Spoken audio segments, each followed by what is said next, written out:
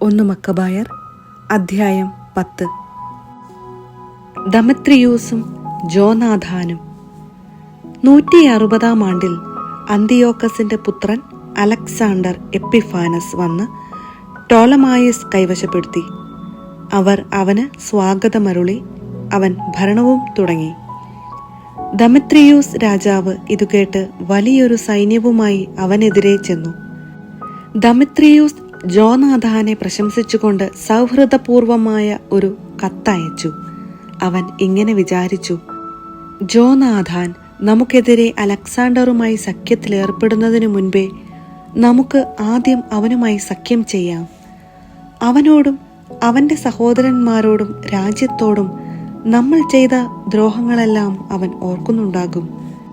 സൈന്യശേഖരം നടത്താനും അവരെ ആയുധ സജ്ജരാക്കാനും തന്റെ സഖ്യകക്ഷിയാകാനും ദമത്രിയൂസ് ജോനാഥാന് അധികാരം നൽകി. കോട്ടയ്ക്കുള്ളിൽ ജാമ്യത്തിൽ കഴിഞ്ഞിരുന്നവരെ വിട്ടുകൊടുക്കാൻ ദമത്രിയൂസ് ആജ്ഞാപിച്ചു. ജോനാഥാൻ ജെറുസലേമിലെത്തി സകല ജനങ്ങളും കോട്ടയിലെ ആളുകളും കേൾക്കെ ദമത്രിയൂസിന്റെ കത്ത് വായിച്ചു. സൈന്യശേഖരം നടത്താൻ രാജാവ് അവന് അധികാരം നൽകിയെന്ന് കേട്ടപ്പോൾ അവർ അത്യധികം ഭയപ്പെട്ടു. എങ്കിലും കോട്ടയിലുണ്ടായിരുന്നവർ ജാമ്യക്കാരെ ജോനാഥാന് വിട്ടുകൊടുത്തു. അവൻ അവരെ അവരുടെ മാതാപിതാക്കൾക്ക് ഏൽപ്പിച്ചു കൊടുത്തു. ജോനാഥാൻ ജെറുസലേമിൽ താമസിച്ചുകൊണ്ട് നഗരത്തിന്റെ പണിയും പുനരുദ്ധാരണവും ആരംഭിച്ചു. മതിലുകൾ പണിയാനും സിയോൻ മലയ്ക്കു ചുറ്റും ചതുരക്കല്ലുകൾ കൊണ്ട് കോട്ട കെട്ടി അതിനെ കൂടുതൽ ബലവത്താക്കാനും അവൻ ജോലിക്കാർക്ക് നിർദ്ദേശം നൽകി. അവർ അങ്ങനെ ചെയ്തു. ബക്കിദസ് നിർമ്മിച്ച കോട്ടകളിൽ ഉണ്ടായിരുന്ന വിദേശീയർ പലായനം ചെയ്തു. ഓരോരുത്തരും താന്താങ്ങളുടെ നാട്ടിലേക്ക് മടങ്ങി. ബത്സൂറിൽ മാത്രം കുറെ പേർ തങ്ങി. നിയമവും പ്രമാണങ്ങളും പരിത്യജിച്ചവരായിരുന്നു അവർ. അവിടം അവർക്ക് അഭയസങ്കേതമായി തീർന്നു. ജോനാഥാൻ പ്രധാന പുരോഹിതൻ. ദമത്രിയൂസ് ജോനാഥാന് നൽകിയ വാഗ്ദാനങ്ങളെക്കുറിച്ച് അലക്സാണ്ടർ രാജാവ് കേട്ടു. ജോനാഥാനും സഹോദരന്മാരും കൂടി നടത്തിയ യുദ്ധങ്ങളെയും ചെയ്ത ധീരകൃത്യങ്ങളെയും സഹിച്ച കഷ്ടപ്പാടുകളെയും കുറിച്ച് അവൻ ജനങ്ങളിൽ നിന്ന് അറിഞ്ഞു. അവൻ പറഞ്ഞു: ഇവനെപ്പോലെ മറ്റൊരുവനെ കണ്ടുകിട്ടുമോ?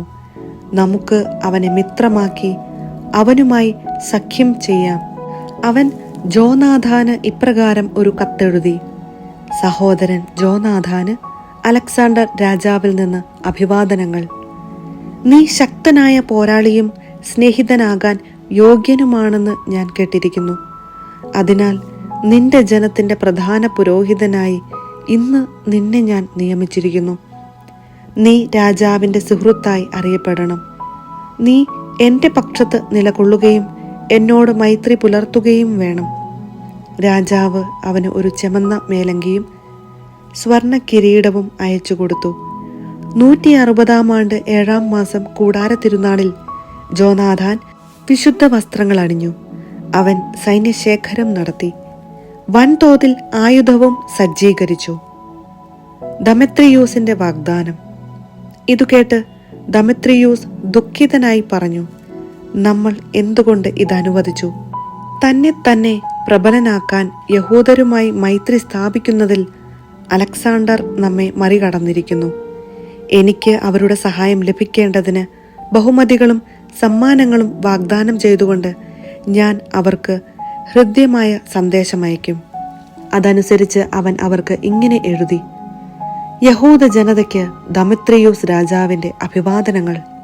നിങ്ങൾ ഞങ്ങളോടുള്ള കരാർ പാലിക്കുന്നുവെന്നും മൈത്രി ബന്ധം തുടരുന്നുവെന്നും ഞങ്ങളുടെ ശത്രുക്കളുമായി കൂട്ടുചേർന്നിട്ടില്ലെന്നും അറിയുന്നതിൽ ഞങ്ങൾ സന്തോഷിക്കുന്നു. മേലിലും ഞങ്ങളോട് വിശ്വസ്തരായിരിക്കുവിൻ. ഞങ്ങൾക്കു വേണ്ടി നിങ്ങൾ ചെയ്യുന്നതിനെല്ലാം ഞങ്ങൾ നല്ല പ്രതിഫലം നൽകുന്നതാണ്. ഞാൻ നിങ്ങൾക്ക് ധാരാളം ഇളവുകൾ അനുവദിക്കുകയും സമ്മാനങ്ങൾ നൽകുകയും ചെയ്യുന്നതാണ്. ഇന്നു മുതൽ ഞാൻ നിങ്ങളെ സ്വതന്ത്രരാക്കുകയും സർവ്വ യഹൂദരെയും കപ്പത്തിലും ഉപ്പു നികുതിയിലും കിരീട നികുതിയിലും നിന്ന് ഒഴിവാക്കുകയും ചെയ്തിരിക്കുന്നു.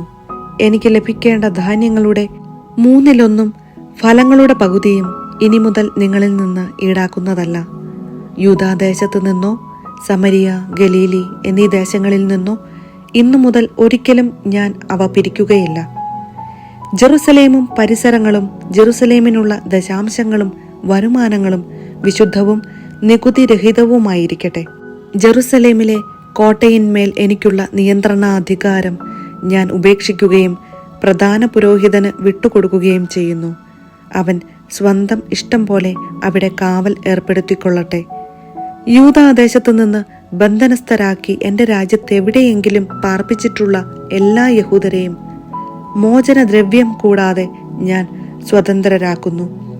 അവരുടെ കന്നുകാലികളുടെ പേരിലുള്ള നികുതികളും ഒഴിവാക്കാൻ രാജസേവകരോട് ഞാൻ നിഷ്കർഷിക്കുന്നു. എല്ലാ തിരുനാളുകളും സാബത്തുകളും അമാവാസികളും മറ്റു വിശേഷ ദിവസങ്ങളും തിരുനാളിന് മുൻപും പിൻപും 3 ദിവസങ്ങളും എൻ്റെ രാജ്യത്തുള്ള എല്ലാ യഹൂദർക്കും സ്വാതന്ത്ര്യപൂർവമായ ദിവസങ്ങളായിരിക്കും. അവരിൽ നിന്ന് എന്തെങ്കിലും ഈടാക്കുന്നതിനോ അവരിൽ ആരെയെങ്കിലും ഏതെങ്കിലും കാര്യത്തിൽ ശല്യപ്പെടുത്തുന്നതിനോ ആർക്കും അധികാരം ഉണ്ടായിരിക്കുകയില്ല. യഹൂദരിൽ 30,000 പേരെ രാജസൈന്യത്തിൽ ചേർക്കുന്നതായിരിക്കും. രാജകീയ സേനയ്ക്ക് അർഹമായ വേതനം അവർക്ക് ലഭിക്കും. അവരിൽ കുറെ പേർക്ക് രാജാവിന്റെ പ്രധാന കോട്ടകളിൽ സ്ഥാനം നൽകപ്പെടും. ചിലർക്ക് രാജ്യത്ത് വിശ്വസ്ത പദവികൾ ലഭിക്കും. അവരിൽ നിന്ന് തന്നെയായിരിക്കും അവർക്ക് അധിപന്മാരെയും നേതാക്കന്മാരെയും ലഭിക്കുക. യൂദാദേശത്ത് രാജാവ് കൽപ്പിച്ചതുപോലെ സ്വന്തം നിയമങ്ങൾ അനുസരിച്ച് അവർക്ക് ജീവിക്കാവുന്നതാണ്. സമരിയായിൽ നിന്ന് യൂദായോട് ചേർക്കപ്പെട്ടിട്ടുള്ള 3 പ്രവിശ്യകൾ ഏകഭരണകർത്താവിന് അധീനമായിരിക്കും. പ്രധാന പുരോഹിതനല്ലാതെ മറ്റൊരധികാരി അവർക്ക് ഉണ്ടായിരിക്കുകയില്ല. ജെറുസലേം ദേവാലയത്തിലെ ചെലവുകൾക്കായി ടോളമായിസും അതിനോട് ചേർന്നു കിടക്കുന്ന പ്രദേശവും ഞാൻ പാരിതോഷികമായി നൽകുന്നു. സൗകര്യമുള്ള സ്ഥലങ്ങളിൽ നിന്ന് വാങ്ങിക്കത്തക്ക വിധം രാജഭണ്ഡാരത്തിൽ നിന്ന് പ്രതിവർഷം 15,000 ഷെക്കൽ വെള്ളിയും ഞാൻ അനുവദിക്കുന്നു. സഹായധനം നൽകുന്നതിൽ ഭരണാധികാരികൾ വരുത്തിയിട്ടുള്ള എല്ലാ കുടിശ്ശികകളും ആദ്യ കൊല്ലങ്ങളിലെ പതിവനുസരിച്ച് ഇന്നു മുതൽ ദേവാലയ ശുശ്രൂഷയ്ക്കായി നൽകുന്നതാണ്. കൂടാതെ ദേവാലയ ശുശ്രൂഷയിൽ നിന്ന് എൻ്റെ സേവകർക്ക് ആണ്ടുതോറും ലഭിച്ചിരുന്ന 5,000 ഷെക്കൽ വെള്ളി ഇതിനാൽ നിർത്തലാക്കിയിരിക്കുന്നു. ആ തുക ശുശ്രൂഷ ചെയ്യുന്ന പുരോഹിതന്മാരുടെ വിഹിതമാണ്. രാജാവിന് പണം കടപ്പെട്ടിരിക്കുന്നതിനാലോ മറ്റെന്തെങ്കിലും കടപ്പാടുള്ളതിനാലോ ജെറുസലേം ദേവാലയത്തിലോ അതിൻ്റെ പരിസരങ്ങളിലോ അഭയം തേടുന്ന ഏതൊരുവനെയും ഞാൻ മോചിപ്പിക്കുകയും എൻ്റെ രാജ്യത്ത് അവനുള്ള വസ്തുവകകൾ തിരിച്ചു കൊടുക്കുകയും ചെയ്യുന്നു. വിശുദ്ധ മന്ദിരം പുതുക്കിപ്പണിയുന്നതിനും കേടുപാടുകൾ തീർക്കുന്നതിനും വേണ്ടിവരുന്ന ചെലവുകൾ മുഴുവൻ രാജഭണ്ഡാരത്തിൽ നിന്ന് വഹിക്കുന്നതാണ്. ജെറുസലേമിലെ മതിലുകൾ പുതുക്കിപ്പണിയുന്നതിനും അതിന്റെ ചുറ്റുപാടുകൾ കൂടുതൽ സുരക്ഷിതമാക്കുന്നതിനും യൂദയായിലെ കോട്ടകൾ വീണ്ടും നിർമ്മിക്കുന്നതിനും ആവശ്യമായ തുക രാജഭണ്ഡാരത്തിൽ നിന്ന് നൽകും. അലക്സാണ്ടറുമായി സഖ്യം. ജോനാഥാനും ജനങ്ങളും ഈ വാക്കുകൾ കേട്ടപ്പോൾ അത് സ്വീകരിക്കുകയോ വിശ്വസിക്കുകയോ ചെയ്തില്ല. കാരണം ദമിത്രിയൂസ് ഇസ്രായേലിൽ മഹാപാതകങ്ങൾ പ്രവർത്തിച്ചതും അവൻ കഠിനമായി അവരെ പീഡിപ്പിച്ചതും അവർ ഓർത്തു. സമാധാന സന്ദേശവുമായി ആദ്യം എത്തിയ അലക്സാണ്ടറിനോടായിരുന്നു അവർക്ക് പ്രതിപത്തി. അവന്റെ ജീവിതകാലം അത്രയും അവർ സഖ്യകക്ഷികളായി നിലകൊണ്ടു. അലക്സാണ്ടർ രാജാവ് വലിയൊരു സൈന്യത്തെ ശേഖരിച്ച് ദമിത്രിയൂസിനെതിരെ പാളയമടിച്ചു. ഇരു രാജാക്കന്മാരും ഏറ്റുമുട്ടി. ദമിത്രിയൂസിന്റെ സൈന്യം പലായനം ചെയ്തു. അലക്സാണ്ടർ പിന്തുടർന്ന് അവരെ തോൽപ്പിച്ചു. സൂര്യാസ്തമയം വരെ യുദ്ധം തുടർന്നു. ദമിത്രിയൂസ് വധിക്കപ്പെട്ടു. അലക്സാണ്ടർ ഈജിപ്തിലെ രാജാവായ ടോളമിക്ക് സ്ഥാനപതികൾ മുഖേന ഈ സന്ദേശം അയച്ചു: ഞാൻ എൻ്റെ രാജ്യത്തിലേക്ക് മടങ്ങി വന്ന് എൻ്റെ പിതാക്കന്മാരുടെ സിംഹാസനത്തിൽ ആരൂഢനാവുകയും ആധിപത്യം സ്ഥാപിക്കുകയും ചെയ്തിരിക്കുന്നു. ദമിത്രിയൂസിനെ തോൽപ്പിച്ച് രാജ്യം ഞാൻ വീണ്ടെടുത്തിരിക്കുന്നു. ദമിത്രിയൂസിനെയും അവൻ്റെ സേനയെയും യുദ്ധത്തിൽ തോൽപ്പിക്കുകയും ഞാൻ അവൻ്റെ സിംഹാസനം കൈവശപ്പെടുത്തുകയും ചെയ്തിരിക്കുന്നു. നമുക്ക് സൗഹൃദം സ്ഥാപിക്കാം. നിന്റെ മകളെ എനിക്ക് ഭാര്യയായി നൽകുക. ഞാൻ നിന്റെ ജാമാതാവായിരിക്കും. നിനക്കും അവൾക്കും ഞാൻ രാജോചിതമായ സമ്മാനങ്ങൾ നൽകുന്നതാണ്. ടോളമി രാജാവ് മറുപടി നൽകി, നിന്റെ പിതാക്കന്മാരുടെ നാട്ടിലേക്ക് മടങ്ങിവന്ന് നീ അവരുടെ സിംഹാസനത്തിൽ ഉപവിഷ്ടനായ ദിവസം സന്തോഷകരം തന്നെ. നീ എഴുതിയതുപോലെ ഞാൻ പ്രവർത്തിക്കാം. നമുക്ക് പരസ്പരം കാണുന്നതിനും നീ ആവശ്യപ്പെട്ടതനുസരിച്ച് ഞാൻ നിന്റെ ശ്വശുരനാവുന്നതിനും വേണ്ടി ടോളമായിസിൽ വന്ന് എന്നെ കാണുക. ടോളമി തൻ്റെ മകൾ ക്ലെയോപാത്രയുമൊത്ത് ഈജിപ്തിൽ നിന്ന് 162 ആണ്ടിൽ ടോളമായിസിൽ എത്തി. അലക്സാണ്ടർ അവനെ സ്വീകരിച്ചു. ടോളമി മകൾ ക്ലെയോപാത്രയെ അലക്സാണ്ടറിനു നൽകി. ടോളമായിസിൽ വെച്ച് രാജകീയ ആഡംബരങ്ങളോടെ വിവാഹം നടന്നു. തന്നെ വന്നു കാണാൻ ആവശ്യപ്പെട്ടുകൊണ്ട് അലക്സാണ്ടർ രാജാവ് ജോനാഥാന് കത്തെഴുതി. ജോനാഥാൻ ആഡംബരത്തോടെ ടോളമായിസിലേക്ക് ചെന്നു. രാജാക്കന്മാർ 2 പേരെയും സന്ദർശിച്ചു. അവൻ അവർക്കും അവരുടെ സ്നേഹിതന്മാർക്കും പൊന്നും വെള്ളിയുമായി ധാരാളം സമ്മാനങ്ങൾ നൽകി. അവൻ അവരുടെ പ്രീതിക്കു പാത്രമായി. ഇസ്രായേലിലെ ദ്രോഹികളും അധർമ്മികളുമായ ഒരു കൂട്ടം ആളുകൾ അവനെതിരെ ഒത്തുചേർന്നു അവനിൽ കുറ്റം ആരോപിച്ചു. എന്നാൽ അലക്സാണ്ടർ രാജാവ് അത് കണക്കിലെടുത്തില്ല. ജോനാഥാന്റെ വസ്ത്രം മാറ്റി പകരം അവനെ ധൂമ്ര വസ്ത്രങ്ങൾ ധരിപ്പിക്കാൻ രാജാവ് ആജ്ഞാപിച്ചു. അവർ അപ്രകാരം ചെയ്തു. രാജാവ് അവനെ തനിക്കരികെ ഇരുത്തി തൻ്റെ സേവകരോട് പറഞ്ഞു, നിങ്ങൾ ജോനാഥാനുമൊത്ത് നഗരമധ്യത്തിലേക്ക് പോകുവിൻ. ആരും ഒരു കാരണവശാലും അവനിൽ കുറ്റം ആരോപിക്കുകയോ അവനെ ശല്യം ചെയ്യുകയോ പാടില്ലെന്ന് പ്രഖ്യാപിക്കുവിൻ. രാജവിളംബരമനുസരിച്ച് ജോനാഥാൻ ബഹുമാനിതനാകുന്നതും അവൻ രാജവസ്ത്രം അണിഞ്ഞിരിക്കുന്നതും കണ്ടപ്പോൾ അവനെതിരെ കുറ്റമാരോപിച്ചിരുന്നവർ പലായനം ചെയ്തു. ഇങ്ങനെ രാജാവ് അവനെ ബഹുമാനിച്ചു. തൻ്റെ മുഖ്യ സുഹൃത്തുക്കളിൽ ഒരാളായി അവനെ കണക്കാക്കി. അവനെ ഒരു സേനാധിപനും പ്രവിശ്യയുടെ ഭരണാധികാരിയുമായി നിയമിക്കുകയും ചെയ്തു. സമാധാനത്തോടും സന്തോഷത്തോടും കൂടെ ജോനാഥാൻ ജെറുസലേമിലേക്ക് മടങ്ങി. ദമിത്രിയൂസിന്റെ മേൽ വിജയം. 165 ആണ്ടിൽ ദമിത്രിയൂസിന്റെ മകൻ ദമിത്രിയൂസ് ക്രേത്തിൽ നിന്ന് തൻ്റെ പിതാക്കന്മാരുടെ നാട്ടിലേക്ക് വന്നു. ഇതറിഞ്ഞ് അലക്സാണ്ടർ രാജാവ് അതിയായി ദുഃഖിച്ച് അന്ത്യോക്യയിലേക്ക് മടങ്ങി. ദമിത്രിയൂസ് ദക്ഷിണ സിറിയയിലെ ഭരണാധിപനായിരുന്ന അപ്പൊളോണിയൂസിനെ തൻ്റെ സൈന്യാധിപനായി നിയമിച്ചു. വലിയ ഒരു സൈന്യവുമായി അവൻ ജാമിനിയായിക്കെതിരെ പാളയമടിച്ചു. അനന്തരം പ്രധാന പുരോഹിതനായ ജോനാഥാന് ഈ സന്ദേശമയച്ചു: നീ ഒരാൾ മാത്രമാണ് എനിക്കെതിരെ നിലകൊള്ളുന്നത്. തന്മൂലം ഞാൻ നിന്ദ്യനും അപഹാസ്യനുമായി തീർന്നിരിക്കുന്നു.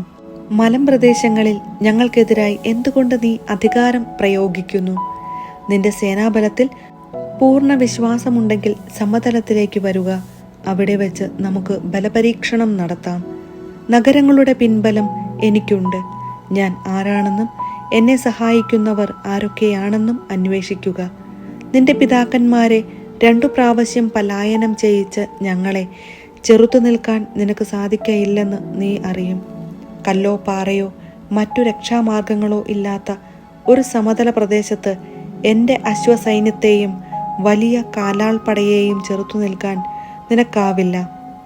അപ്പൊളോണിയൂസിന്റെ ഈ വാക്കുകൾ കേട്ട് ജോനാഥാൻ ഉത്തേജിതനായി. അവൻ 10,000 ആളുകളെ തിരഞ്ഞെടുത്ത് ജെറുസലേമിൽ നിന്ന് പുറപ്പെട്ടു. അവന്റെ സഹോദരൻ ശിമയോനും സഹായത്തിന് എത്തിച്ചേർന്നു. ജോപ്പായുടെ മുൻവശത്ത് അവൻ പാളയമടിച്ചു. അപ്പൊളോണിയൂസിന്റെ ഒരു സേനാ വിഭാഗം പട്ടണത്തിലുണ്ടായിരുന്നതിനാൽ നഗരവാസികൾ കവാടങ്ങൾ അടച്ചുകളഞ്ഞു. ജോനാഥാൻ അവർക്കെതിരെ പൊരുതി.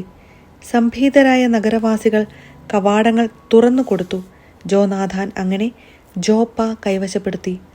അപ്പൊളോണിയൂസ് ഇതറിഞ്ഞപ്പോൾ തിരഞ്ഞെടുക്കപ്പെട്ട 3000 കുതിരപ്പടയാളികളെയും വലിയൊരു കാലാൾപ്പടയെയും ശേഖരിച്ച് അസോത്തൂസ് കടന്നു പോകാനെന്നവണ്ണം അങ്ങോട്ട് ചെന്നു.